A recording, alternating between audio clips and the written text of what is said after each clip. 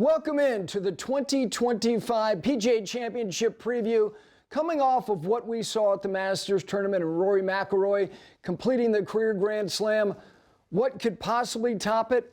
Probably nothing. However, Rory returns to Quail Hollow as a four-time winner of the annual PGA Tour event that is held there. And the fact that he could do something that has not been done in 10 years, and that is somebody winning the first two majors of the calendar year.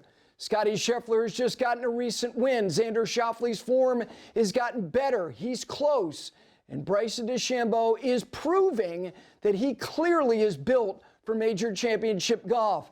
The venue, the city, the storylines, all of it ahead. Our PGA Championship preview is next.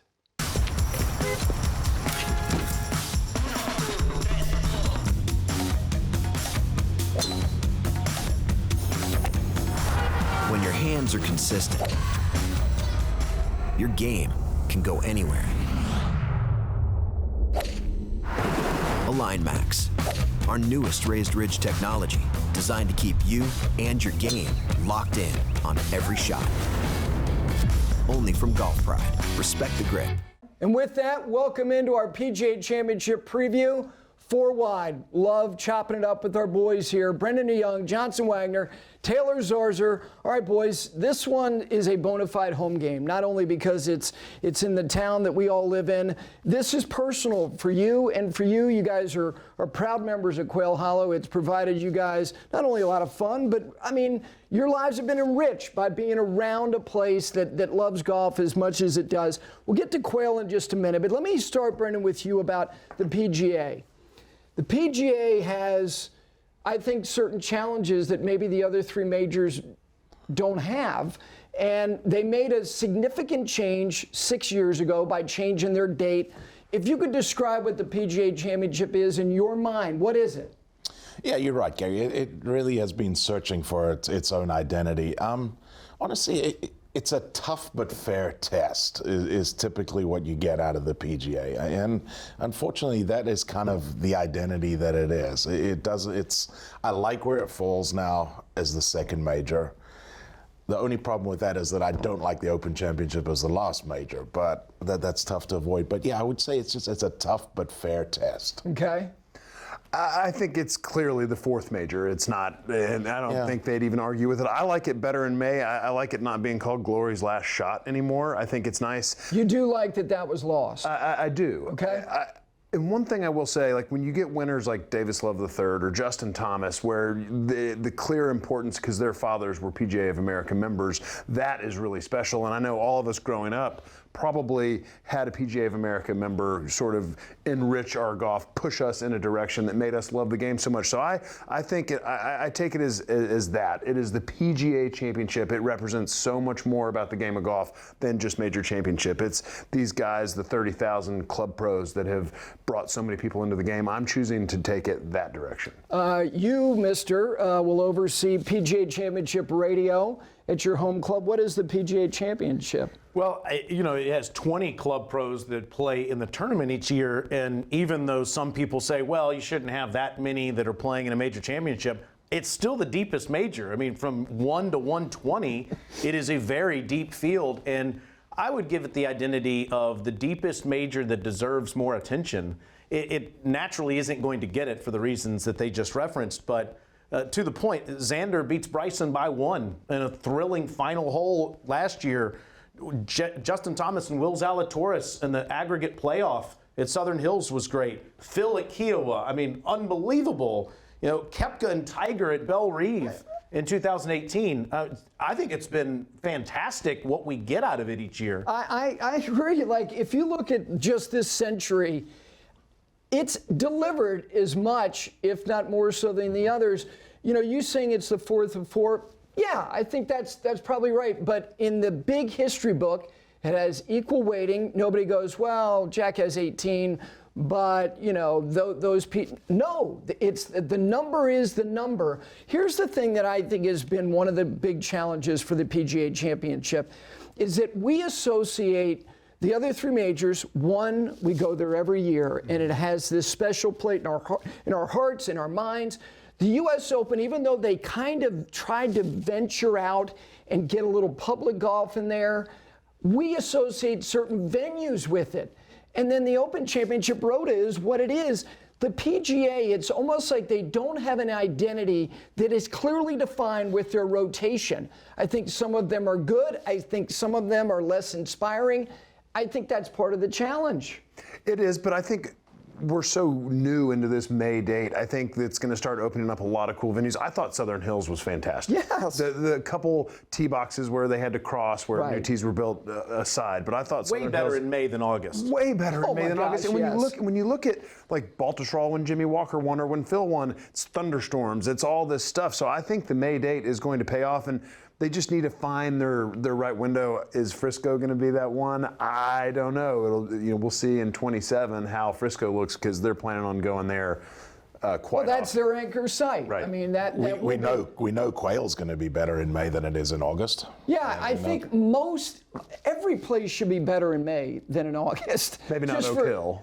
Yes, but you know what? It worked. They held It their did, breath. and they're going to They Aronimink got- next year. I think it was colder in Southern Hills on Saturday than any day at Oak Hill. It was, and who knows? I mean, with the forecast, you can get a dicey forecast in May, but I am all for it being in May over August for the reasons we've already referenced.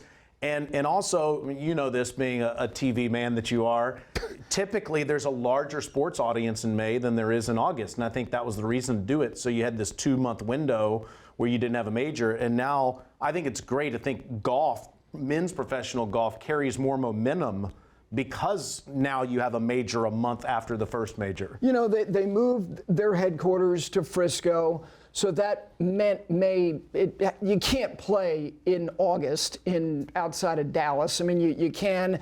That would be insufferable. So I get that part of it. Part of me, though, I'm more for May than I am for August. But my God, in July, like you look, and it's like it's over. We're done. It's over. And then the other part of it is this. Still have the FedEx Cup playoff. Yes, you do. Yes, you do, and they're important, but they're not major championships. The fact that they come so quickly. Yeah. And if you look at one of the storylines we're going to get to soon enough is the guy who won the first one. It's like we can't recalibrate quick enough. Like the April to June, it's like everybody settles into their own golf season, and I will still lean that May is better. But it's interesting about Frisco because I think you are not alone, because I feel the same way. I have some trepidation. Like, is that going to be a home run venue? What do you think? You've been there. I have, and it's unbelievable what they've just done to that area. And by the way, Disneyland. where we just had the PGA Tour and Scottie Scheffler's win is very close to that area, by the way, PGA Frisco, and all these people that have moved to that part of Texas. It's unbelievable. Here's what I would say. As a lover of the game of golf that loves to take buddies trips, I don't know that I am going to pick PGA Frisco. I don't know that I would pick Valhalla. But I know, but you won't. But I also, as a lover of the PGA Championship and somebody that wants the greatest story, I don't think almost anyone watching cares. I don't think they care about Valhalla not being the first golf course you would choose. No, we're They give us- way inside of all this. Yeah, Valhalla gives great drama every time we go there. So my answer to your question is, as long as PGA Frisco delivers a thrilling finish, then who cares if you wouldn't pick it as a destination? Yeah, no, I think in the end that's true. All right, let's talk about the venue. How long have you been a member? Since 2010. Oh, wow. And for you? 2018? Okay, 2018. There are people that don't love it as a major championship venue. I have my own theories. Let me start with the two members first. Why do you think people do not get as jazzed about Quail? Careful, Taylor. Yeah, I don't know that I can speak for those people because I'm not objective when it comes to that place. I think it's a phenomenal club, and I think it's an extraordinary member club, and I think it also delivers as a great championship destination. I think you need to be more careful than I do because of some of the things that come out of your mouth on time to time. But I would say this. I think that people look at some of the routing of the course and they maybe say it doesn't measure up with Shinnecock or with some of the great, top 10 golf courses. What measures up with Shinnecock other than Shinnecock? Again, Quail Hollow has been built as a phenomenal place to have a annual golf tournament on the PGA Tour and be a championship spot. I think it's delivered every time that they've gone there, whether it's been the PGA Tour or a major or a President's Cup. Here's the thing that people really lose sight of when they start scrutinizing a place like Quail Hollow. Our community is the ultimate golf community. When you think of highly successful people in banking, in finance, and real estate, they love golf. A lot of powerful people in those industries, and they're all activating their business at a place like this. It is the perfect spot to do that. I can't think of a spot in our country that has more passion for that than Charlotte does. And so you put all that together, you have all these people that you don't have to give them an education on what a major championship is in this community. This community is starved for men's professional golf. It is, for many years, college basketball and NASCAR was the identity of Charlotte. I would argue men's professional golf is just as much an identity, it's as part of our fabric of our community as any of those other sports are. You know, we all know these people. Many of them are people you know well. I don't think people understand that Charlotte might have as good a pedigree of people who live here who are invested in golf. And I'm talking about people who know golf. That's exactly right. Expertly in terms of, and it's not just that they're members at the best places in the country, because they are. I honestly think, and I'm talking about Chicago, I'm talking about Philly, I'm talking about New York. If you looked at the profile of the people who live here who are invested in golf, you'd go, wow. And I'm talking about from the membership rosters at the best clubs in America, the people who live here are also, again, spending time at all these other places. And in the grand scheme of things, there is no market that has proved itself as being more passionate and more committed to supporting an annual PGA Tour event than this one. It's really not even close. And the waste management is its own category. Why do you think people take little shots at Quail as a major venue? Yeah, and I think back, while Taylor's talking, I'm thinking back to what some of the no laying up guys have said after post-President's Cup. They called it Quail Hollow fatigue. Like, we have a tournament every year, and then every so often we have a major or a President's Cup. And I think when you look at where the U.S. Open is this year, Oakmont, like, it gives us a chance to miss it, right? And I think for a lot of people, you don't get a chance to miss Quail Hollow.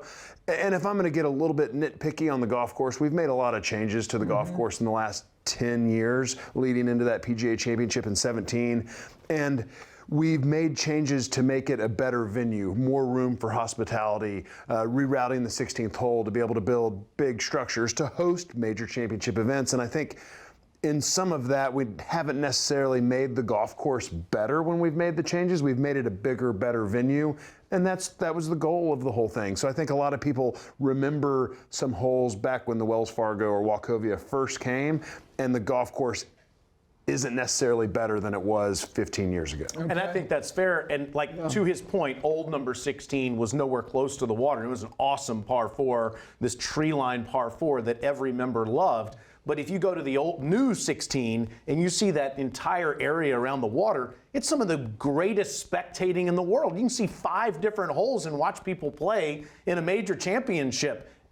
So from a spectator standpoint, it was a terrific decision. And speaking of spectators, sorry, Gary, when you go and you walk, and I had the luxury of being a spectator at the President's Cup in 22, you can get on that golf course on foot as a spectator from the front 9 to the back 9 in a snap of a finger. There cannot be a better golf course. It's a great golf course to walk. It's kind of like Augusta in that way, that you can get from point A to point B a lot quicker than you think. Yeah, they have worked tirelessly every year to identify any possible thing that could be better. Will make it better. There are very few bottlenecks. The fact that there is, it's almost like the Autobahn between 10 and 18, the idea of that road being where it is. Again, I don't think people understand it. I'm not asking people to be paying attention to the footprint or infrastructure of golf venues, but if people understood what has been accomplished there to host not only an annual PGA Tour stop, but major championships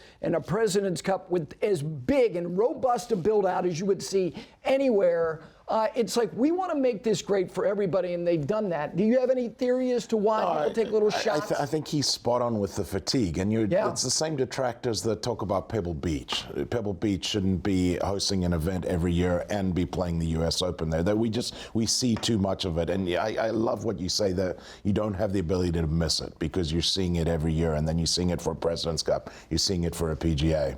I would tell those people to get out of the weeds. Yeah. And I would say enjoy golf and enjoy the fact that it's a great place to promote the game, which is what it is. I lean to your point about the fatigue. It's like, why so much? And Pebble gets a pass because it's Pebble, more so than Quail. Quail is not looked upon as one of the great iconic venues in the history of golf. It's much, much younger. But I think in terms of it delivering, and then the other part of what you said about the end of the golf course, if people come here and they're coming here to view this, there are so many great places to either anchor, or there's so many sections of the golf course that you're like, oh my gosh, like whether it's 7, 8, and then 9 is just a beast of a hole. But then again, when you get around the lake and the big scale, and when it reveals itself in the manner in which it does, and that sound coming across the lake to a drivable par 4 on 14, to how harrowing playing the 17th hole is. And you literally are looking at that, and guys who can be in contention are literally playing this loop around that part of the golf course. I will always defend it, and I think it's going to be, again, this time of the year, set up agronomically the way that it is, obviously annually for the tour event, but rough, that's beefy, and is going to make the way that the golf course is played a little bit different, is another part of it. The last thing about the May date for me is this. The guy who's coming here, who just won the first major, who is where we're going to next, winning majors in consecutive months doesn't get done much. The last guy to do it is the guy who's coming here who just won it. When Spieth won in 15 the first 2 majors, it was when the U.S. Open was the second major, so May gave him the gap. It was July and August of 14th when Rory went back-to-back. You've got to go beyond that to Padraig Harrington in 2008. Why do you think that is? Why do you think it is first of all, any majors to win is hard, but the idea of clicking them off in consecutive months? Maybe because there's just so much more attention put on these guys when they win them now, and the amount of questions and how hard it is to recenter yourself after winning, I think, is extremely difficult. On top of that, I think the depth of men's professional golf is stronger than it's ever been. Yeah. So I think you put those factors together. If I would pick anyone to do it, I would pick Scottie Scheffler because he's so good at refocusing. But I think it is. I think it's very hard. Everyone, the media, the public, they want to celebrate you as much as ever now. Rory McIlroy is fresh from being in New York, going to the Tonight Show and the Today Show, and everybody wants to celebrate. They do. I mean, it was an amazing moment. We all want to celebrate what Rory did. And when he comes here to Charlotte next week, people are going to congratulate him everywhere he goes. So he's going to have to retrain his mind to focus on what's ahead of him instead of what's behind. I think that's a very challenging thing to do. Yeah, you're coming down off such a high. Totally. Now you're finally just getting your feet back under you, and all of a sudden you've got to get back to that level to try and win again, and that's hard. You know, as you say there, with the gap, you had a little bit of time where you could let things settle a little bit, and you don't have that now. Yeah, you mentioned Scheffler. You know, Tiger in 2000, he won in 3 straight months, June, July, and August. It was just virtuoso stuff. But again, it doesn't happen much. So let's get into Rory, because I think that is, more than anything, the guy is built for the place. He's had more success than anybody. It's not even close in terms of him to these other players, and specifically the great players that are in this championship. Schauffele has been pretty loyal to the event, so he has something that Scheffler does not have. Spieth, who's trying to complete the Slam, he too, because of his loyalty to Texas. Johnson, if Rory doesn't fire, is it because of all the things that he can't avoid, which is no matter where he goes, it's pats on the back and getting himself recentered? But you said 10 days ago, you're like, hey man, he saw me and we were walking on a Wednesday in the Pro-Am at Zurich and he is peppering me with questions. But if he doesn't fire, do you think we're going to just look at the idea of ascending to the ultimate summit, kind of going back so much to base camp and doing it again so quickly? Well, I just think it speaks to what Taylor and Brendon both were talking about. I mean, if you look at what he's done since winning, he went to Ireland, he got sick, was still sick playing New Orleans. Yeah. They ran out of gas at the end, and then going on his tour of New York to the Today Show, he hasn't had a proper week to just be down, and now he's going to be defending at Truist Championship in Philly, and a lot of guys don't like to play the week before a major, and so to get up for that, I think it's good for him to be playing Truist because at least he can get out on the golf course and iron out some kinks that maybe came the last 3 weeks. I fully expect Rory to be locked in and ready to go. It is amazing walking with him in New Orleans every time, and you said it, every time he's going to step onto a tee from Monday through Sunday at Quail Hollow, people are going to be congratulating him on the Masters. And what he did at the Masters, he was able to shut, because they were all doing it at the Masters too. Sure. We're rooting for you, Rory. We're rooting for you. Totally. And he had, like the work he's done with Rotella, he's been able to go to a different mental space. And Bryson's sitting there high-fiving everybody with his arms like this, which was the weirdest thing ever. And Rory's just kind of stone-faced looking past him, and that's the way he's got to be. People don't need to take it as a slam on them, and he doesn't want to say thank you because he does. But if he said thank you to everybody, he would never be able to hit a golf shot. Yeah. So I think he's going to have to get right back into that mental space, and I think he will do it. And yet Bryson's offended by the fact that Rory's not paying attention to him in the final round. I mean, come on, what are we trying to do here? Yeah, he's trying to win a Masters. It's very, very silly, but it does give us a nice little wrinkle of tension and friction that because we're going to get to Bryson here in a second. In terms of him going there and getting locked in, back to what you said about Truist. Last year, when Scottie Scheffler won the Masters and then he wins the Heritage, and because of these Signature Series events, now Scheffler not playing Truist, he played Memorial last year and he came to Pinehurst and I walked with him those first 2 days.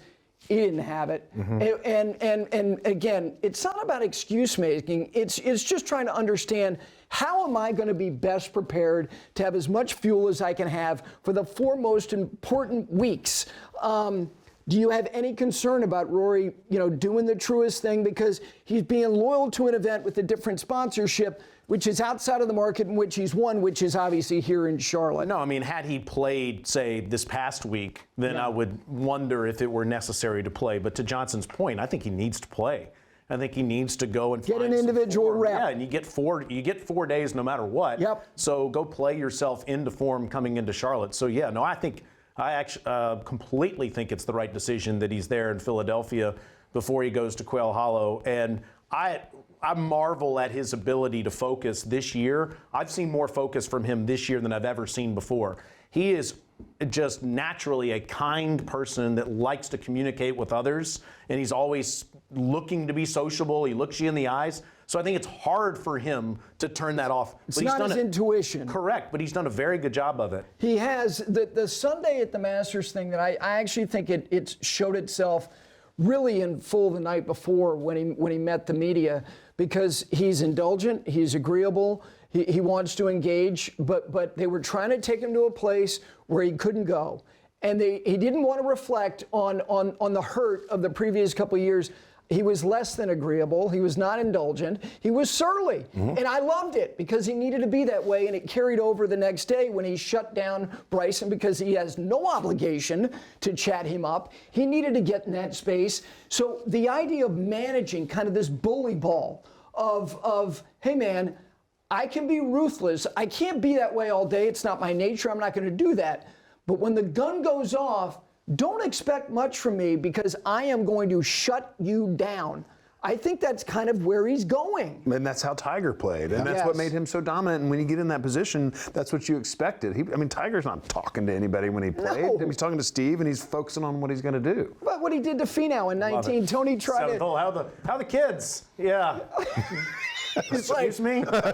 Okay, I must have asked him something very offensive. Yeah. No, I asked about the thing that matters most to him. Not today, my friend, not today. The Scheffler, you were there at the CJ Cup, Byron Nelson. He didn't just lay down his first marker in 2025. He blew a field away. and I don't care what the field strength was, 8 is 8. It doesn't happen much.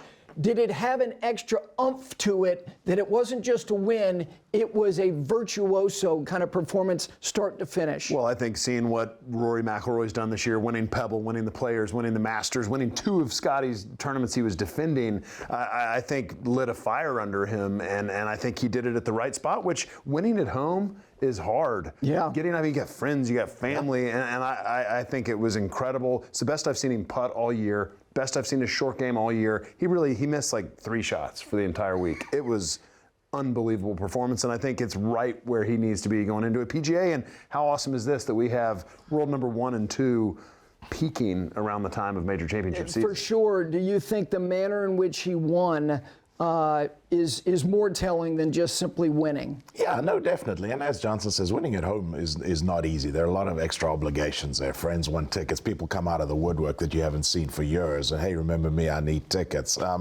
Yeah, it did. And the way you went about it, for sure. Yes, I think it's also a way for him to say, listen, I've been telling you guys for a while now, my game's in pretty good shape. I just haven't been able to get across that line. Now I'm across that line. I don't need to answer that question anymore as we're going into the second major. Gary, he was closer to 40 under than he was to 30 under. Like, I mean, he finished 31 under. Yes. And I'm telling you, it could have been 40 under. Like, it would, you could argue he shot the worst score he could have shot every day. He was as close to perfection as you will ever see a professional golfer. Rich Beam was on the course for us in the World Feed, and he was like, "I'm telling you guys, I played with Tiger. Obviously, Rich beat him in 2002 at the PGA. He was like, this is as good a golf as I've ever witnessed in person." You know, what you said is interesting about Rory's in possession of a couple of things that Scottie had at this time last year. It's eerily similar, 1 win short for Rory than Scottie had at this time last year. Scottie had the Players, the Masters, 2 Signature Series wins. And Rory last year, at this time of the year, he gets the team win with Shane, which was nice and it felt good. And then Scottie gets this first win after Rory has got Masters, Players, and a Signature win. Now, it didn't happen, so to speak, at the PGA Championship for those 2 guys to suddenly butt heads. But I do believe that when you answer to the other guy who clearly was inspired by you, that's how you see things germinate to where they bubble up, and all of a sudden we may have something on the weekend. It doesn't happen much, but it's not just the 2 of them.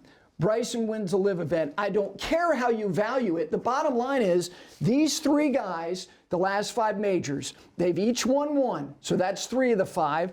A couple seconds, throw those in, a 4th, a 5th, a 6th, a 7th, and an 8th. They've been easily the 3 best players in the last 5 majors. Do you expect the 3 of them? Xander, yes. Thank you. Yes, Xander, absolutely.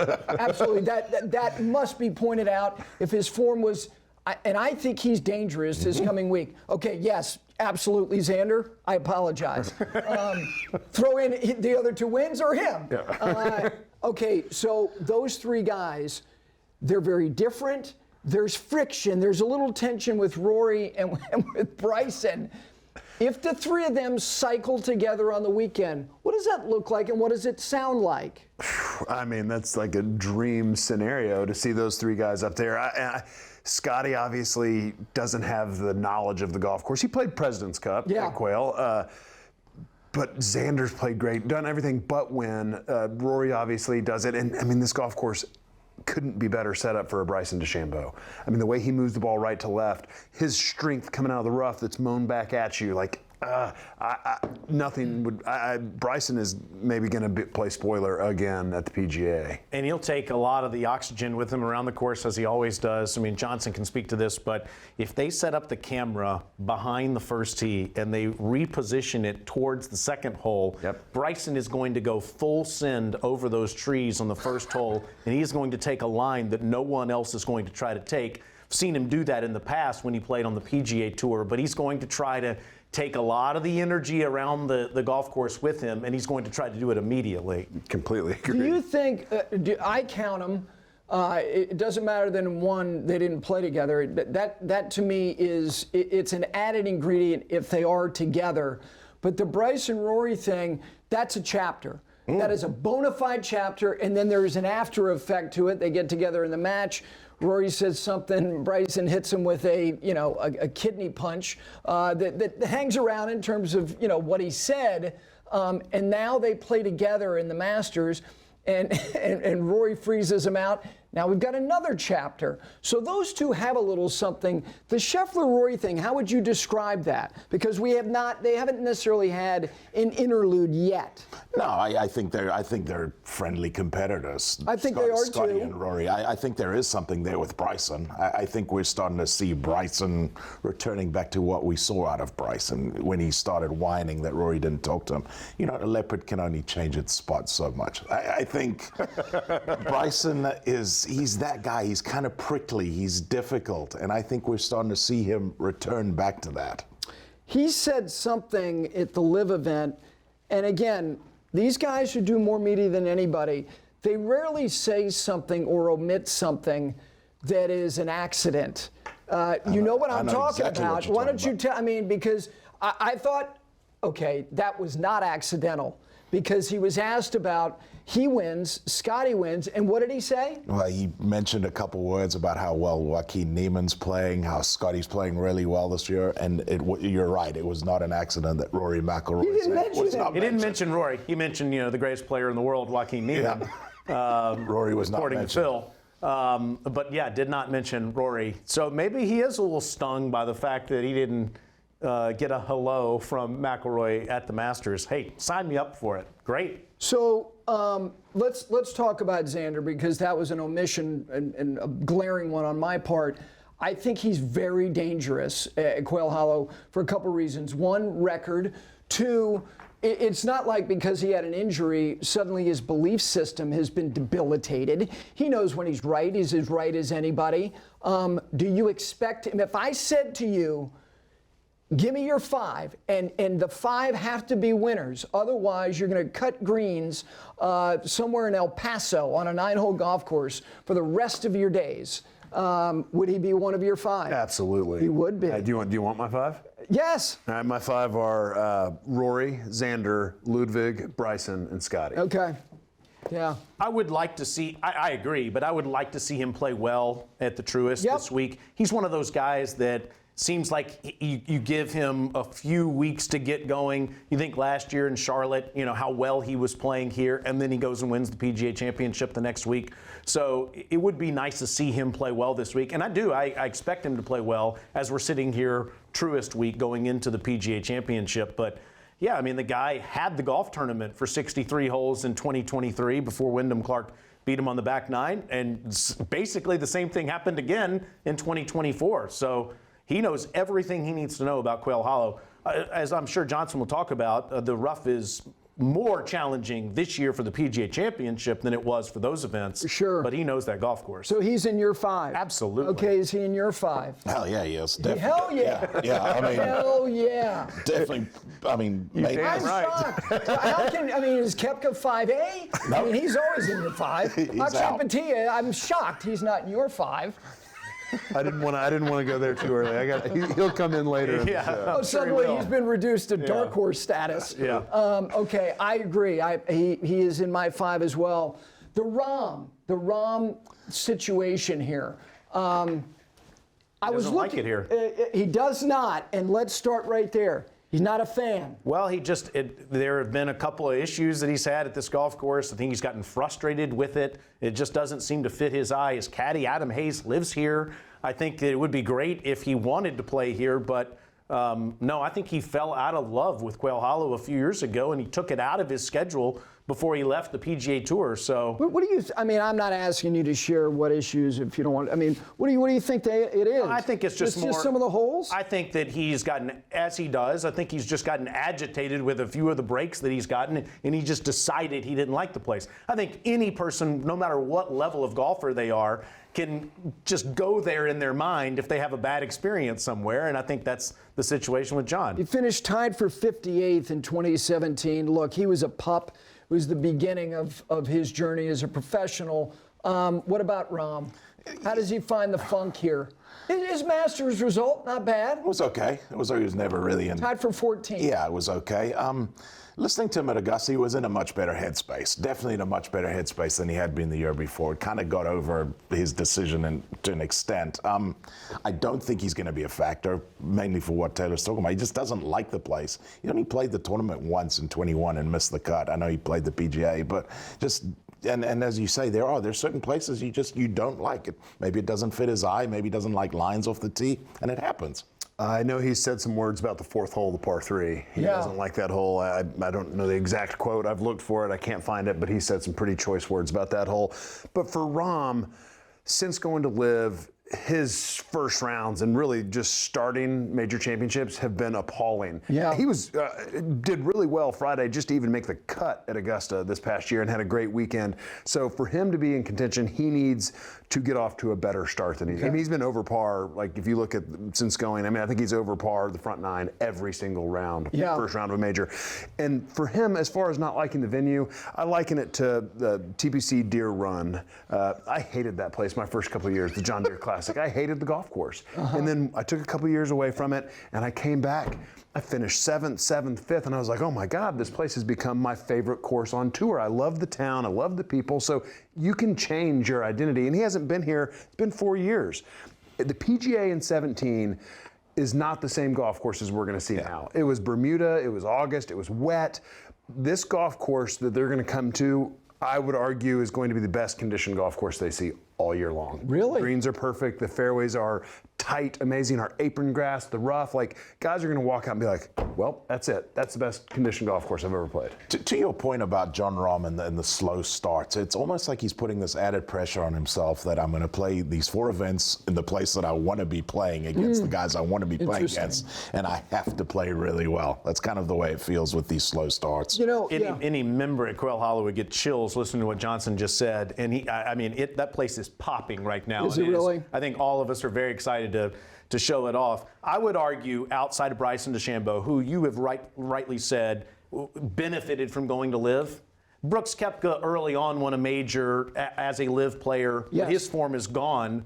The longer he's been on LIV in major championships, almost every other world-class player has not benefited from going to LIV in major championships. Yeah, the data is there. Cameron Smith is a big example of that. Jon Rahm's a big example of that. I think Rahm's the kind of guy that needs to be in big-time competition a number of times a year, and he doesn't have that now on LIV. It just does not feel the same as playing a signature event on the PGA Tour. Yeah. And I think that's what's really hurting him. Yeah, I also think, and I understand they're not in 45, F, traveling around the world. It's not ideal from Mexico City to Korea, to no event for some of these guys who maybe, let's say they want it, and the PGA Tour goes out of their way to the best of their ability to give guys in the run-up, like Houston, conditions that agronomically are reflective of what you're going to see at Augusta National. I went back, and just bear with me here, like Jon Rahm, since winning the 2023 Masters,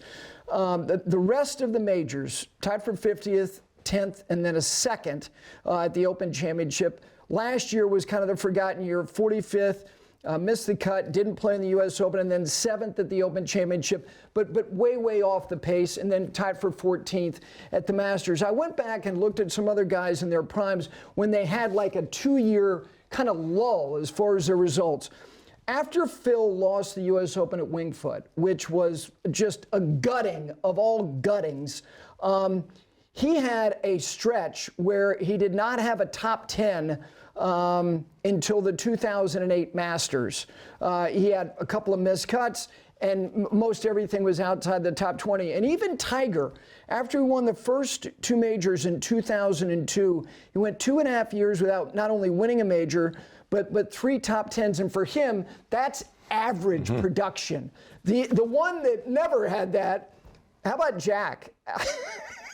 He only went 3 majors without a top 10 from 1968 to 1983. Crazy. I mean, just are you in? I mean, just Faldo, Els also had these 2-year windows where it was ordinary. It happens. It happens to great historical players. So all three of you guys are not feeling them. Okay. Any other LIV guys that you have in your intuition says this could be the one where they're hanging around and they contend?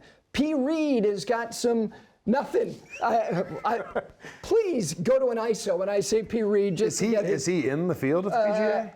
That's a good question. Ooh, that is a good question. Yeah, Doesn't his may Masters not be. finish get him in? What did he finish at the Masters? High, somewhere. He finished tied for If top 3 would get him in. Yeah. 3 of the Masters, yeah. Yeah, well, he has played Check well at Quail Hollow in the past. As a matter of fact, I was looking at the top 10.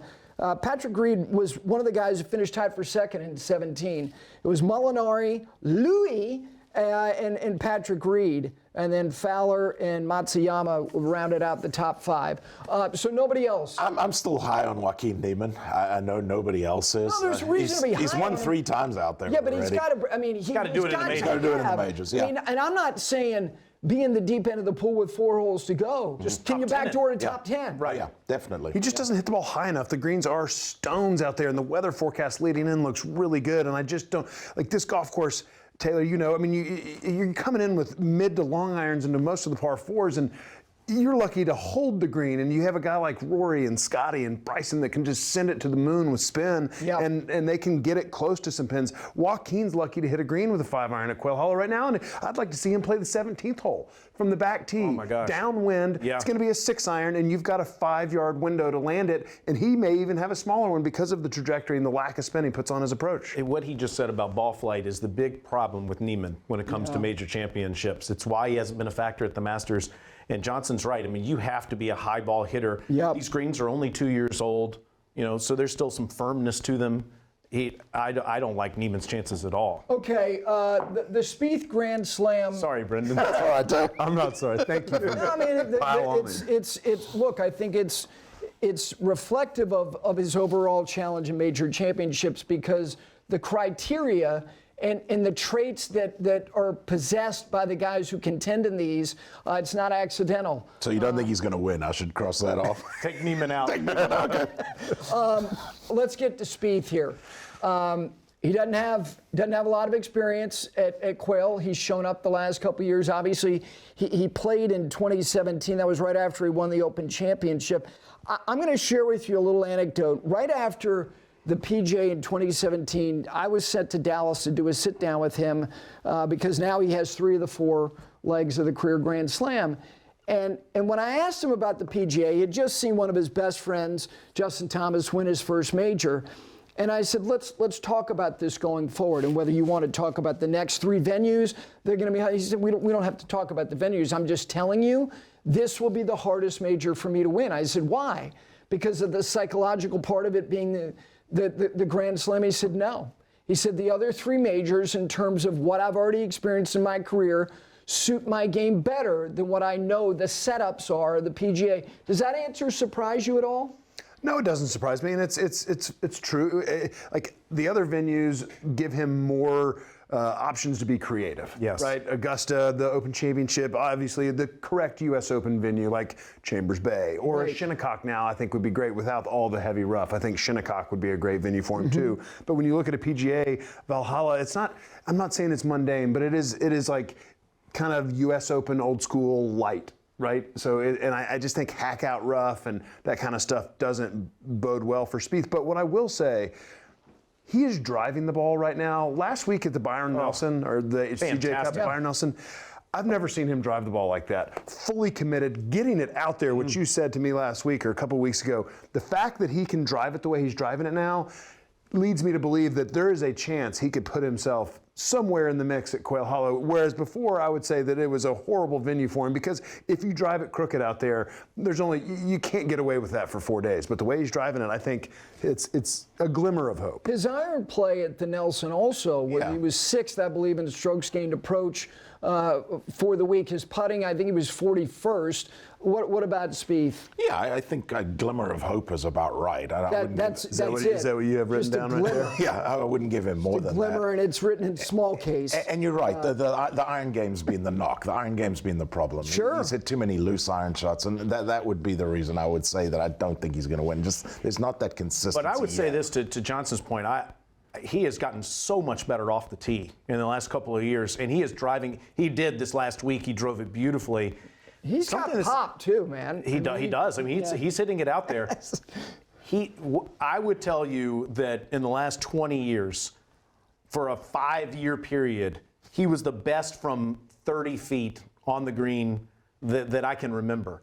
He's not making nearly as many of those. He had a great Sunday at TPC Craig Ranch. But Johnson, he's got to make more of those putts. That, to me, is why we haven't seen him near leaderboards as much, is because he's not making those mid-range putts. He's also prone to that short miss now. He is missing a lot of You short said putts. it. I was watching the broadcast, and I forget what hole it was, and he had about 5 feet, and you said if you're a Spieth fan, you become conditioned to clench when he has putts of this length. He's moving his head a lot on the putts. It seemed to get that fixed on Friday, and then going into the weekend, Sunday was incredible at TPC Craig Ranch. Think about Quail Hollow. Taylor, Brendon, you guys know this. There's some spots under tournament conditions where if you miss a green in the wrong spot, you're looking to make bogey. And I think Jordan Spieth has the ability with his short game in his hands to actually get it up and down from some spots, because everybody's going to be in those spots. As firm as the greens are, you really got to plod your way and think your way about where you want to miss that shot. I think Jordan Spieth's short game could be on full display. I mean, how much fun would it be to watch him in the bowl, short right on 10, to a back right pin, just pick it off of that Tahoma grass and check it to this. Like, I think he could be really special around there with his hands with that 60. I like him over Neiman and Rahm. I don't even know what that means. He 12 starts in this major and 2 top 10s, and he was the one, to his great credit, whatever he had in the tank, he gave Day in 2015 as much as he could, and Jason Day was just, he was in a different space. And then in 2019 at Bethpage, I know I've mentioned this to you guys before, I mean, it was duct tape and like taking a hanger and just trying to put things together. And he finished tied for 3rd that week. And he played with Koepka on Saturday, and it was watching a guy who had total commitment with another guy who's like, somehow, some way, I know I'm going to miss the screen, but I will get up and down. And he was doing that a lot. And then 2017, he finished tied for 28th, and that was right after he won the Open Championship. And then the last 2 years playing in the Wells Fargo Championship, now Truist, tied for 29th last year, missed the cut in 2023.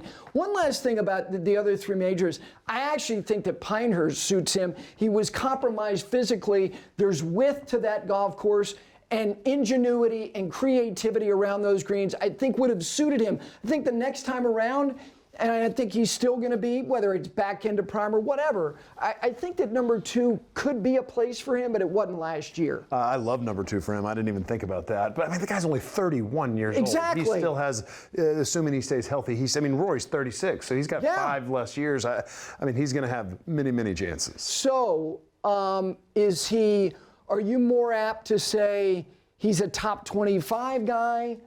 He's a top 25 guy. Yes. Okay.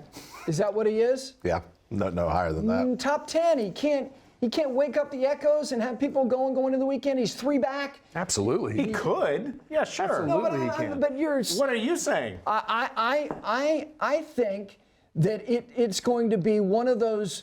It's going to be an episode of like Jackass in the Bourne Ultimatum, and come Friday night, he's going to be 3 back, and you're going to feel like you've done an Ironman yourself if you've walked with him for those 36 holes.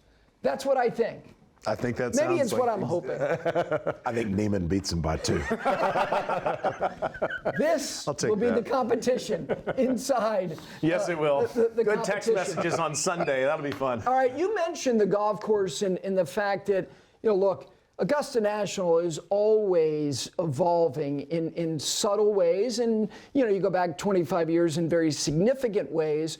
Quail Hollow has done the same thing. It's been a golf course that's always examining how can we be better. Last year, the 13th hole made a shift. The hole was moved to the right. You've got that lower tee now. Let's go through the golf course. And let me start with the two members here. Johnson, you first. Let's start with the opening stretch of holes. When you look at 1 through 4, how would you describe it? It went from back before 2017. It went from a really gentle start with a short par 4 and a nice par 3 to now it's brutal. You've got 3 of the hardest par 4s on the golf course, starting with 1, 2, and 3. And I think if you can get through that stretch, even par, even getting through 4 is such a quirky little par 3 green. Like if you can get through. I'm even going to take it through 6. Right. Yeah. That's it. If you can get through the first 6 holes, even par, maybe sneak out a birdie 1 under, you are killing it. You are absolutely picking up fractions. It's a difficult start, and I think the problem is a lot of guys starting on there, you get 2 over par through 6, and then you start pressing, and that's when you get in trouble. You have to realize that is the hardest stretch on the golf course, at least for a bulk of. Yeah, I mean, you legitimately don't have a birdie opportunity until you get on the 7th tee. I was going to ask you that. I mean, maybe two. If you're a guy like Bryson or Rory and it's downwind, and you can cover that entire corner from the back tee, which that's why Rory plays so well here. Is that he can turn holes like 2 and 3 with prolific driving. He can turn them into wedge shots. When other players are hitting 4 to 6 iron in, he's hitting wedges in, and that's it. Yeah, I think the opening stretch of holes. He nailed it. I mean, it's a punch in the grill, man. It used to be where 1 was not even 400 yards, and it was a birdie hole. 2 was my favorite par 3 on the course because it was the easiest par 3 on the course, and it's gone. It's been eliminated. Yes. It's a. Is that the merchandise tent this year? That is it's more like the merchandise zip code. Yes. But yes, that is where that hole was. Yes. But no, it is an incredibly difficult challenge. Then you get to 7 and 8 and 10 and 12, and all of a sudden you hear a lot of noise. And that's the way that, whether it's been what is now the Truist Championship or the PGA Championship, traditionally that's the case. You hear a lot of noise around those holes because that's where the birdies and even an eagle shows up. I honestly think 1, 2, and 3, and 4, to your point about that green for the guys who've come here since the change was made, there's not a lot of comfort standing on that tee, the way that green sits and the movement of the green. I think 1, 2, and 3 are as stern an opening 3 holes. We can go through major championship venues, even Oakmont. Like the second hole, you're not hitting driver there, you're hitting an iron, green sits up. I mean, you got a short iron in your hand. 1, 2, and 3 is a handful. And then you get to 7, 8, we're not counting 9. Now, where is 9? Where is the 9th tee now? It's near the 8th green. It's near the 8th green. 35 yards at it. 35 at it. And the old tee's now been eradicated. So if for some reason we get a north wind, it could be a very long, demanding hole. Okay. Is the 8th hole a really good short 4? Do you think it's It is. It's not what the 14th hole is. Which is what excellent answer as a member. Well, no, I mean the 14th hole is this ultimate risk reward. This might be better short if I 4. answer this question. But I will say this about the 8th hole. They did raise the back of the 8th green. I did not like before how penal it was back there, and they raised it just a bit on the back shelf there. It's interesting because there are a few guys like Xander Schauffele and Rory McIlroy that can hit it up like near this tree that's right next to the green, and it becomes kind of a pitch and putt around that green. But it's a little dicey because like you said, that is like the best little tiny little short angle. Yeah. But it's precarious if you're not where you need to be. I would much rather watch Johnson hit shots from near a fence, which made him viral last year, and I don't think I should talk anymore. Right. Let's go to Brendon. No, what about the 8th hole? I think it's a shocking green complex. I think it is an absolutely shocking green complex. It's a complex it that doesn't fit the golf course. Yeah. The green complex does not fit the golf course. The 8th green, the way it used to be, the long, skinny green that went back there, was the best green complex. Every time they've touched it, it's got worse. Okay. The fourth Letter is in the locker. To me, the fourth green and the eighth green are two examples that don't necessarily fit the rest of the golf course. I have so many. Here's the thing. It just in tournament golf, there's a cross bunker. There's two left bunkers, and if you hit driver and pull it into that bunker, you are fighting for par. For me, I don't have the length to ever get there, so I would lay back and hit a wedge into that green all day long. I will say this. I don't know what's going to happen to the 8th hole, but Johnson and I were playing the 8th hole recently in the last couple of months, and there were some people out there looking around. Oh, that's right. Remember that? I do remember that. What a cryptic statement that was. They were looking around. They were looking around. Always trying to get better. Greatness is always Of under course. control. That's of right. course. Here's the thing Well that I think is interesting about that hole is that because of its length, you just want to get it up there around the green. But it's amazing in all the years being out there how quickly shots accumulate because there is no necessarily great place to play a delicate short little chip. And then it can run back down into that neck, back down to the bottom. All of a sudden it's like, okay, I went from being 18 yards from the pin, and now I've got a very stressful third, and I'm looking 5 right in the face. I think it's an interesting hole. I think it would be a very interesting topic of conversation. It's not late in the round. But Let's move to the next one, Let's Gary. move to the next. But one last thing on 8. Is it number 3 at Keel Island? Is the short little dogleg left? Yeah. Green pitches way up. Yes. If it's downwind, you'd be crazy, but you could take a crack at it. To me, that's what 8 kind of needs to be: is a forced layup with a really demanding wedge shot, which is kind of what it used to be, sort of. And I just think that if changes are made to it, I have no idea and won't be a part of them. But I would think Not now. we already have a great drivable hole. There's no need Yes. for another one on the front.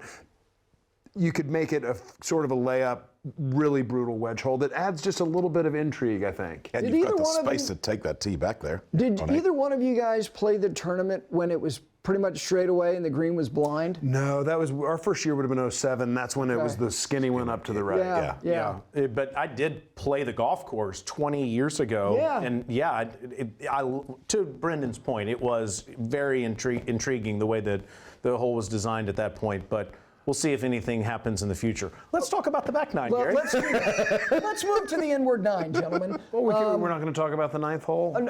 Okay, I was very against that tee box. You were. I thought, and please just don't get rid of the old one. And then I played it a couple weeks ago. It was downwind, was playing with Harold Varner, and I hit 6-iron in. And so I think it was a good drive for me. And for me, being able to hit 6-iron, Rory's probably hitting wedge in the same condition. So I have softened on my view on 5. I think it brings these longer players. It makes them think about that bunker. Can't just ship it over the corner. And I think it's going to be good. I just worry if there's a north wind, we may have some issues with some of the club pros not being able to. 300 plus yards to get to that bunker. 315. Yeah.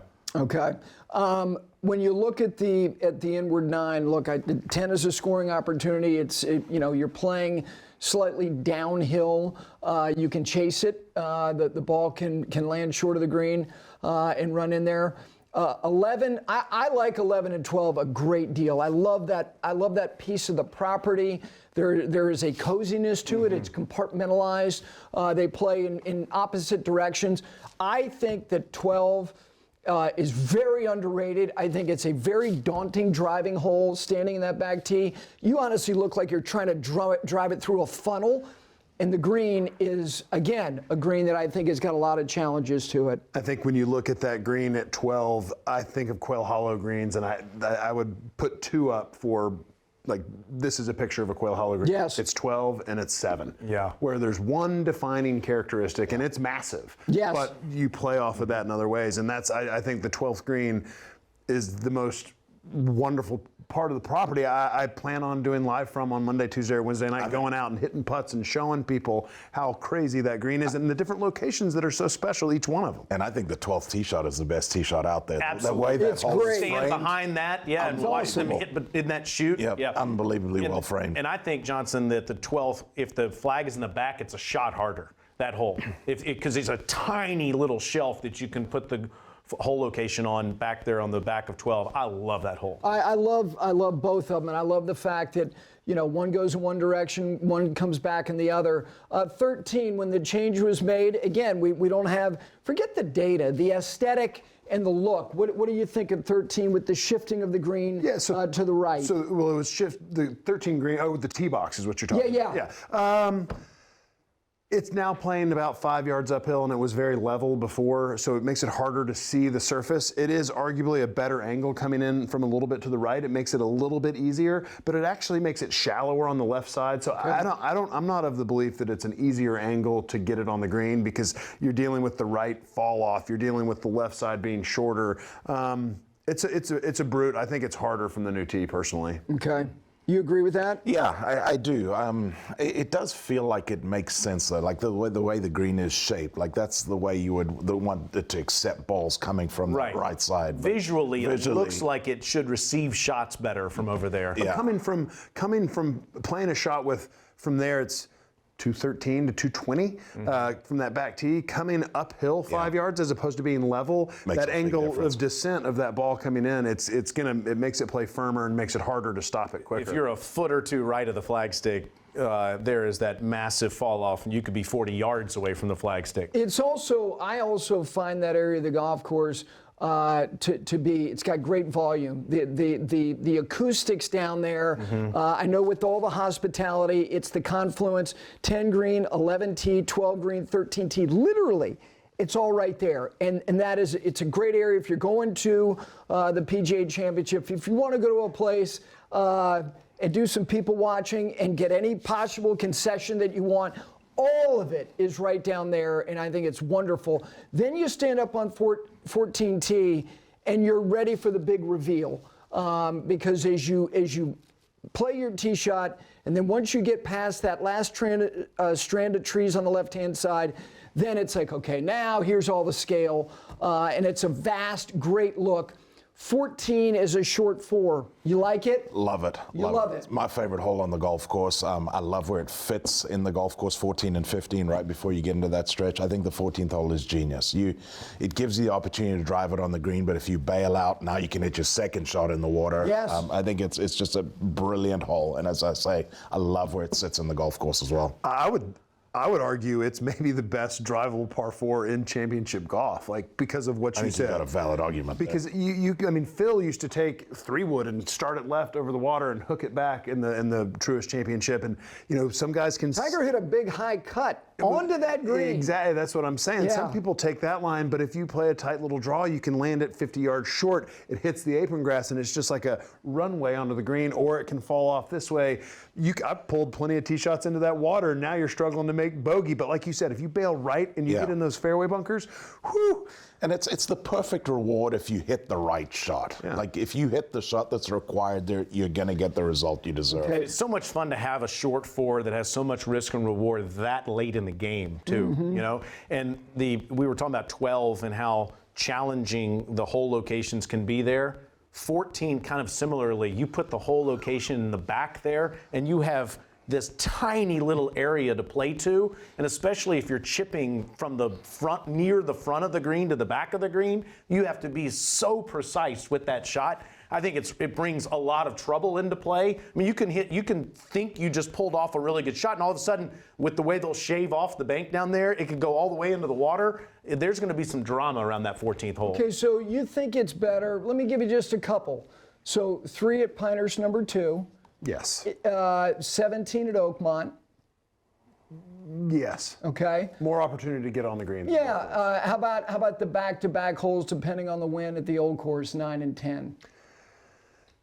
I mean, I think it's got more character. Yeah, it does. I think it's got more risk reward. Yeah. And one thing else about 14, you don't see guys. I've never laid up there in the tournament ever, because it is a brutal wedge shot. It was Lucas, I think, when he won to a front pin, he laid up, and I think he spun it off to a front left pin. Lucas Glover, like that wedge shot.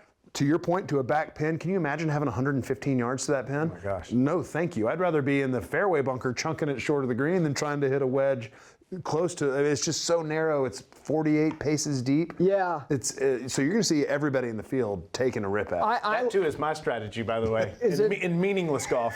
Meaningless. I love the fact that the fairway has this sloping high right, low left, but then around the green, you have that depression just short of the green, like right front. And to your point about the depth of the green, if you're right, God, it doesn't look like there's any width, because there's not a great deal of width anyway. You have all the depth, but not a lot of width. And I think the contour of the hole, knowing that the ground is a big factor, makes it a really, really good hole. All right, 15, the uphill par 5. What do you think? I love it. I think that again, because of how challenging some of the holes in front of it are, like you talked about, it's kind of fun to have this 14-15 stretch where you're going to hear birdies and eagles made. And it is probably, what it is. It's the easiest hole in the golf course, at least from a handicap standpoint, from a member that plays there. And it feels like that's the case in professional competition as well. But if you don't hit a precise tee shot, you can be in those trees over to the right. And now you've brought all sorts of numbers into play. Yeah, you have to have an opportunity knowing what's ahead of you on the last 3. Is it gettable enough? Do you guys think it's gettable enough? 15? Yes. Oh, definitely. Okay. Definitely. Yeah, but you've got to hit 2 really good shots. I don't want it to be a cupcake. No, you got to hit 2 really good shots. Yeah. You got to hit a great second shot to get it aboard that surface. It's a hard second shot up the hill. Couple interesting things about 15, and I think it's another example of why this golf course favors someone who can hit it a long way. From the back tee, it's about 315 to get to a ridge where it all plays sort of uphill the fairway from about 275 to 315. Balls kind of hit and stick there and leaves sort of a hanging 3-wood into the green. If you can get it over that 315 ridge, you get another 25 yards of roll. And so I've seen Rory hit 7 irons in when the majority of the field is just trying to push it up close to the green with a 3-wood. And another thing, if you are laying up there, if you lay up to 100 yards, you are on a severe upslope, and it's a brutal wedge shot. So if you're in the fairway and have a chance, even if you can't get there, you're going to see everybody push it up as close as they can get it to the green, because it's a much easier pitch or bunker shot from the front bunker than it is trying to hit a wedge, because it doesn't really flatten out until about 50, 60 yards short of that green. That's a good point about the layup shot. I mean, you add 10, 15 yards to that shot from the 100-yard area. The front left hole location is my favorite to watch, not play. And if Rory hold out the bunker shot last year on Sunday? Yes, and if you can think your golf ball is going to be near that hole, and then suddenly it's 50 yards down the fairway. Right. And I'll be interested to see the green speeds, as Kerry Haig says, championship speed. If you're above that hole, putting back to that hole location, how cautious you are. It would not shock me to see somebody putt in with 4 holes to go off of that green if that's where the hole location is on Sunday. Okay, so the last 3 holes, everybody probably is familiar with the moniker, the Green Mile.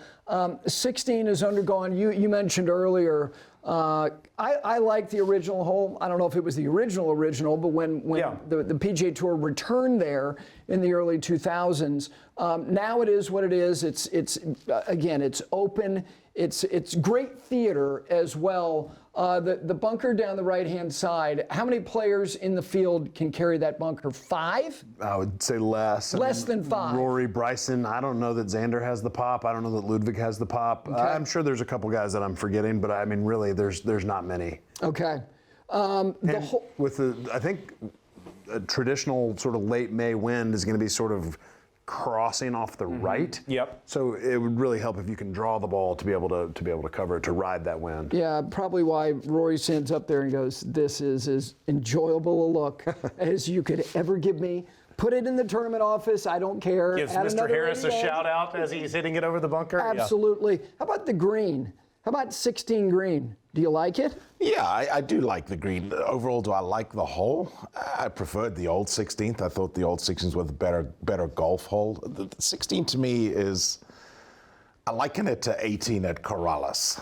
If you think about the advantages are so massive of when you can go there or when you have to go there. It's a hard tee shot when you cannot carry that bunker and you're trying to fit it down that left side 16. If you can take it up over the top of that bunker, that fairway becomes absolutely massive. I think it's too much of an advantage like that. And also, if you miss it right of that bunker, right of the tree, you're going to hit it into the Green Mile hospitality. Yeah. Yes. And you get a free drop out to the matted down rough from about 165, 175 yards. You can miss it. You can miss it 50 yards right of that.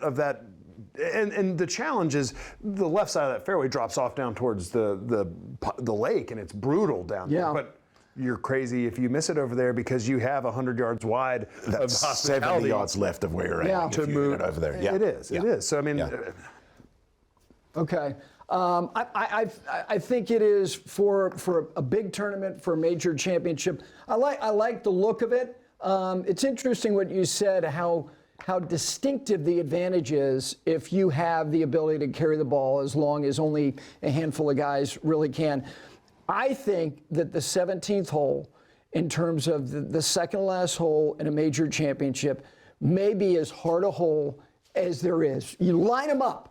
Honestly, I think it's harder than 17 at Pebble because the water at Pebble is not. It's not about the idea that I might rinse this. I could rinse it short. It may not hold. It could go over. I think the 17th hole at Quail Hollow, if Phil Mickelson didn't have to play that hole or played some other hole, if you look at his aggregate totals, whether it was in the second round, in the fourth round, whether it was late, early, didn't matter. He could have won the golf tournament 3 times if he didn't have to play that hole. Yeah. It is so hard. Well, you're hitting a 200-plus yard shot to a green that is sloping away from you, and you have to hit the ball so high. We were talking about Neiman earlier and how he does not hit the ball high. I mean, you have to hit the ball so high there to control it if the hole location is anywhere but the back of the green. To me, all you're trying to do there is try to fly that front bunker that guards the green. You know, even if the hole is in the back, you're trying to fly. What's the number to fly that bunker? And we saw it last year in what was then called the Wells Fargo Championship. That's all people were trying to do to get that to that back hole location. I would also add that I think it is one of the best spots to watch golf, any golf tournament in the world. Because you're watching across the water to 13, to 14, to 15, next to you to 16, in front of you to 17. It is incredible how much golf you can watch in a major championship. It is a heck of a spot. But you're right, it is a really hard hole. I actually think it was harder when the tee box was over to the right than it is now. But it is. It's an extremely difficult shot. I'm interested to see how many different tee boxes they use on 17. You have a wonderful variety of holes. I mean, you can play an up tee with a front come up left to that front left. Come up to my tee one of the days. Yeah. I don't think they're going to use the 3-bird box. You don't think so? There's 3 boxes though. There's the back tee. Then there's 2 2-bird tees. The newest 2-bird tee is like probably 155, 165 front edge, and I think that's the box they'll use to a front left. But to your point, Taylor, it is from the back tee. There's literally a 5-yard box that you can land this thing in, both right to left. Because if you get it, it's not just over that bunker. Because if you're over the left side of that bunker, it kicks away and will go left into the water. From the back tee, you are trying to land it basically the right fringe to 5 paces into that bunker, and then from the back edge of the bunker 5 paces on. And I go back to 2018 when Jason Day won. I was playing with Phil, like just a few groups behind. I hit the best 6-iron of my life that landed right there where I wanted it to, and it went over the back of the green and was on grass inside the yellow penalty area on this much grass, and I got it up and down and made par. But had I had to go to the drop circle, I'm making double there, costing myself tons of money and FedEx Cup points, obviously. But Jason Day that day flew it too deep into the green, hammers the flagstick, drops down to a foot, goes on to win the golf tournament. Had his ball not hit that stick, it didn't even have a chance of staying on that green. So I think Kerry Haig is really good at setting up the tee boxes. Yeah. I don't know that if we have the perfect weather, I don't know that the back tee is really in play. Okay. I think they'll use that second tee mostly because if it's yellow, you can't just have absolute carnage, and guys will just be trying to hit it into the chipping area out to the right of that green if they know they can't hold it, and that's not championship golf. So I think that second tee is probably the tee we'll see 2 days. JT, I gonna thought it was say, the shot of the tournament. No question, yeah. I mean, it's shot of his life in 2017. It wasn't the best shot I saw there all week. The next day, after doing an hour and 40 minutes of live television, John Cook, stone cold, mic on, hit it inside of where JT was. Because Cookie, he can hit it out of the center of the face. Double-decker hospitality there around the 17th this year, too. Awesome. Yes. The 18th hole. The 18th hole, in terms of the discomfort that players can feel on the tee, it looks narrow. There's a lot to look at. The bunker right, that creek is daunting. It's just persistent. It's just there. We've seen guys have to hit shots from left of the creek, standing on their head with the ball below their feet. Rory's had some episodes in that creek. What of 18? Do you like it? I love it. I think you do. I think it's the best finishing hole in all of championship golf. Oh my gosh! I really do. Wow. Because I mean, you've got to stand up there and you've just got to sack up and hit a shot. You're right. That fairway looks so narrow from that back tee. That bunker's no good. You hit it in that right bunker, and then if you're forced to lay up, that layup shot is almost impossible. The fairway gets really narrow. Up there. I think it's just a brilliant hole to finish. Okay. You like it? I mean, yes. I know you like it. I absolutely love it. I have a What tree. are the challenges? The tee shot is first and foremost, and there's I play a draw, so just left of the bunker there's a pine tree that I always look at from the back tee. It's the last of the trees down that right side of the fairway, and I just look at that tree and I say, make the best swing you can make, and where it goes, you just have to live with it. You can't reach that bunker. No, probably not. But downwind I can. But the tee shot, and then if you actually execute it, I mean, a lot of these guys that hit it so far now, like my son hit 50 degree in the other day from the back tee down. Look at Graham. I'm hitting 6-iron in. So a lot of these guys that hit the ball a long way, they can cover that bunker, which makes it more narrow and makes the trees more in play down the right-hand side. It's just, it's brilliant. I mean, I remember Ricky Fowler won. He hit 3-wood off of that tee and got it down there as firm and as fast as it was. So it's a picking the right shot and executing. It's all 18 is about execution. Yeah. The other thing to it, as you get up to the green, you have that runoff on the left side of the green, that everything runs towards the creek. So after that tee shot, which I know nothing about because I'm not even familiar with that tee box back there, I've walked back there a few times, but as you continue to go forward in the hole, it's not like it gets any easier. You have the collection of bunkers on the right, and then you've got the creek on the left. And typically you're hitting a mid to 6-7 iron, I guess, somewhere in that range into that green. You have to be very careful with that second shot. That false front. If like you're coming in with a long iron, just trying to cover the front edge, comes up short and it gets up that false front, and then it comes 10 yards off the front of the green. You're like, oh, it's not as severe as 18 at wing foot, but it's got that sort of vibe, like where you're just trying to cover the front and it can come way On an annual basis, Gary, the Green Mile, those last 3 holes are the hardest 3-hole finishing holes on the PGA Tour, statistically. Yeah, there's no reason why it won't be that. Yeah. The other thing about it, and we see this occasionally in championship golf, the way that the amphitheater is there, it's a massive stage. It's fantastic. And the other thing is, it doesn't intrude. The stands are over that kind of very wide path so that people have great viewing, but they're not encroaching. Guys are not hitting wall balls. This is not something where you're going, oh God, here we go again. And then guys are going to probably need drops because that creek meanders up the left-hand side and then beyond the green itself. It is a spectacular place to build the infrastructure for a closing championship hole. There's very few better. Yeah, the whole left side up there in the approach area to the huge. green is just massive, double-decker, 100-yard, maybe longer hospitality venue with different suites. It is an incredible build-out. The President's Cup was awesome. Yeah. Every Wells Fargo, I'm baffled, and it's so cool watching a tournament end. To your point, there's tons of room for public. Tons of room for hospitality. It's an amphitheater. It's a stage. It's got chills even. It's excellent. We're all going to be wearing a bunch of hats during the tournament, but the 3 of us will be part of the radio coverage, and our perch is right near there to watch all of this happen. It is a heck of a spot. It feels very big. It's great. The 4th, we'll talk after it's all over. Yes, you get to go wherever you want. Yeah. All right, let's get to who do you think is poised? It's not about necessarily winning. Who knows? Give me somebody that you think is ready to be in the deep end of the pool late in a major. Maybe they have been before and they're ready to again. You got somebody? Yeah, Corey Connors. Corey Okay. Connors' name has started showing up on some really difficult golf Tee to courses. green. Tee to green, he's one of the very best. Yep. Corey Connors, I like think, is that ready one. to go late into this one. Okay. How about you? Sepp Straka.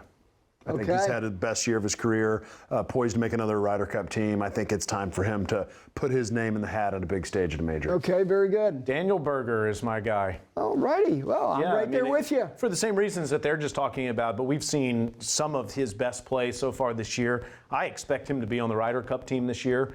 And Been on one before. Yep. He'd be back. Yeah. I think that he's got a great chance to have a big week. Doesn't hit it high enough. He does not hit it high, but he does hit it higher than Neiman though, and he does hit a little lazy cut. We have another competition inside the competition. Berger and Neiman. All right, give me a dark horse. Jason Day.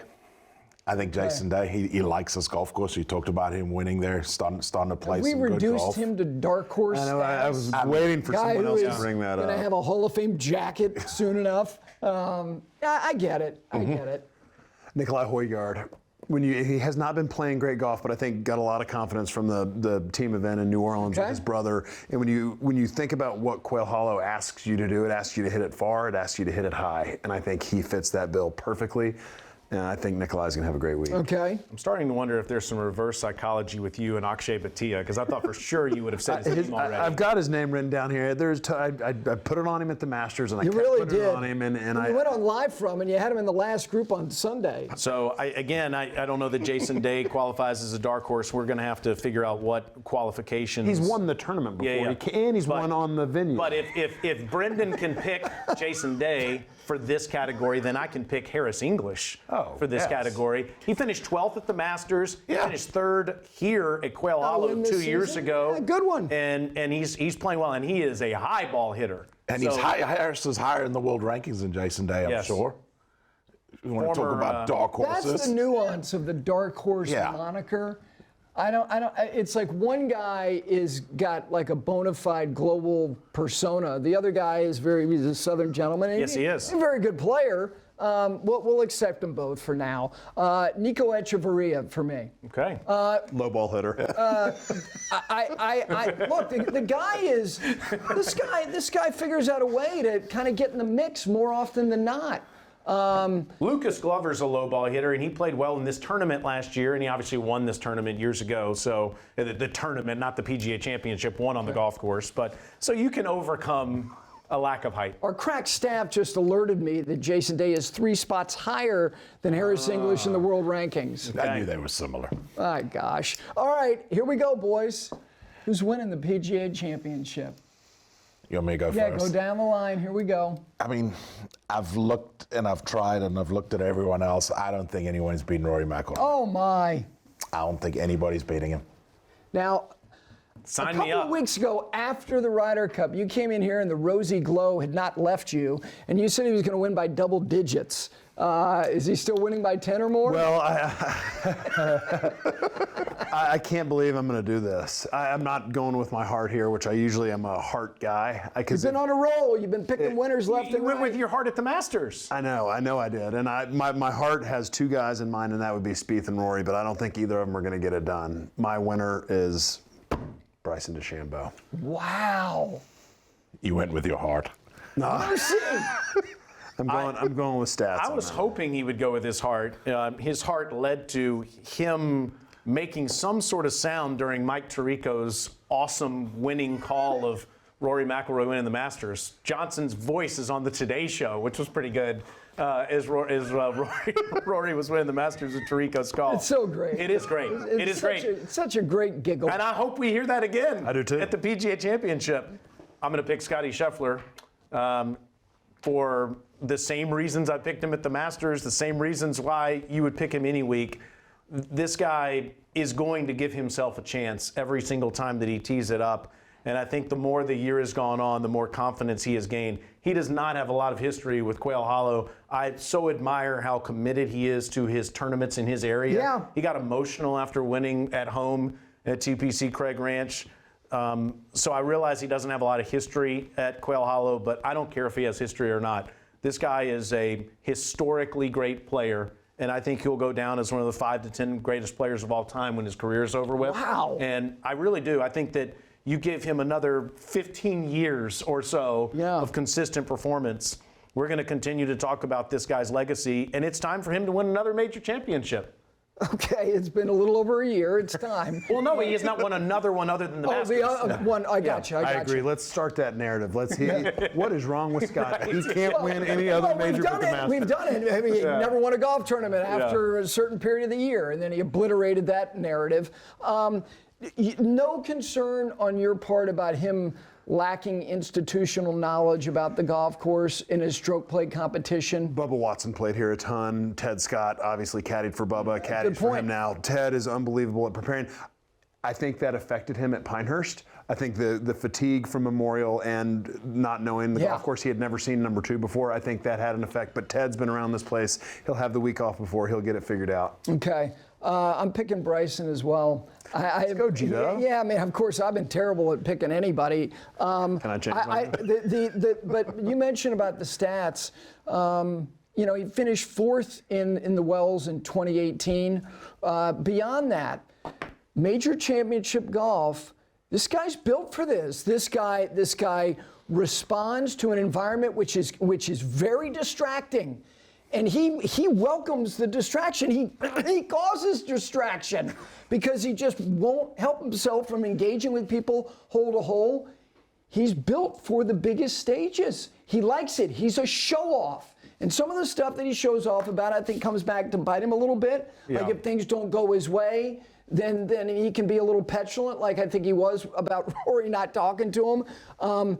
But this place, if Rory has made this his happiest home, and it's not just the golf course, it's personal. He loves the membership, he loves the Harris family. Why have we shied away from Rory? Why have we? I'm holding out hope for the season-long Grand Slam, and so I'm not. And plus, I want to keep him for a pick for later in the year, since we only get him 5 times. Okay, I burned him twice already. Yep. I just reverse psychology a little bit on this. That is all what I'm doing is. I didn't pick him in the Masters for the first time in like 5 years, and he won the Masters. You absolutely think he will be right there? I do. I do too. He's going to be right there, isn't he? He's going to win. He's going to. All right, but before we go, I know that we created a bunch of little vignettes that we're going to put out for people, each of our own kind of favorite haunts. Let's just kind of go around. For people who are coming to Charlotte, the town has grown so much. If you were here in 2017, it was already a wonderful place to be. But now there's so much going on in this city. Give people some of your favorite places. Well, Supperland is my favorite restaurant to go to. We have gone there for our anniversary the last couple of years, and it's a great kind of meet and three restaurant. A lot of different specials. It's not necessarily a order off the menu type spot. Great cocktails as well. I love Supperland. I would actually pick Quail Hollow Club if I could pick anywhere. But only you and him. Yeah, the food there is amazing. Good cocktails there too. There are, yes. Kind of heavy pours, from what I understand. Yes. Supperland would be my spot. I don't want to steal everybody else's thunder, though, so we can go around the room. Okay, all right. Well, I can cross Supperland off. Fig Tree. I really like Fig Tree. Oh, look at you. Been there a few refined. times. Yeah, very refined. I actually get dressed up for that one. Do they have chicken wings there? I thought it was going to be Max Speed I go next Shop. door first, and then Fig Tree. Okay. Any others? I mean, you can throw out a couple. Beef and Bottle. Really enjoy Beef now and Bottle. that is, if you go to Beef and Bottle, which if you walk in there, you will think that all of a sudden you've been transformed and it's Back to the Future and it's 1958. But it is an old school steak joint. It's a cool vibe. It's a very cool vibe. Great staff. People they've worked there, it seems like, for their entire lives. That's a good one. Give me a couple spots in Charlotte. Barrington's is my all-time favorite. It's close to Quail Hollow as well. It's in the South Park area. Small room, but a great spot. It is. Need a reservation, must have that. And then really close to South Park Mall, 2 of my favorite spots. Bricktops. Yes. Toscana, the Italian place. Excellent. Toscana. Family owned. I'm actually talking to my wife, Katie. I'm like, we haven't been to Toscana in 6-8 months. I need to take you on a date to Toscana because it's back in this little courtyard. It's just got this quaintness to it that I Same love. owner as Via Roma in Waverly, I think. That's right. They've got. They also have a wonderful fine dining experience uptown as well. Toscana, they own, It's a great I believe, pick. 4 restaurants, but in the specialty shops right there in South Park and right around the corner, you mentioned Bricktops. That is as reliable a place to get a meal. The staff is outstanding. Both of those are excellent. Especially when you have Senator Don Williams' credit card. It's awesome in there. Well, Don Williams gets a drop right Toscana. at the end of the PGA Yes, Championship. Jay Billis would like me to tell everyone that Gary doesn't bring his credit card to Steak 48. Why would I? Steak 48 is awesome too. Steak 48, if you don't have a reservation, I'm sorry, you're out of luck because that's as good. Their staff, the food is outstanding. I'll give you a few kind of, modestly priced, like a place like Cheats. They've got 2 locations. If you want a great cheesesteak and you're going in Charlotte, yes.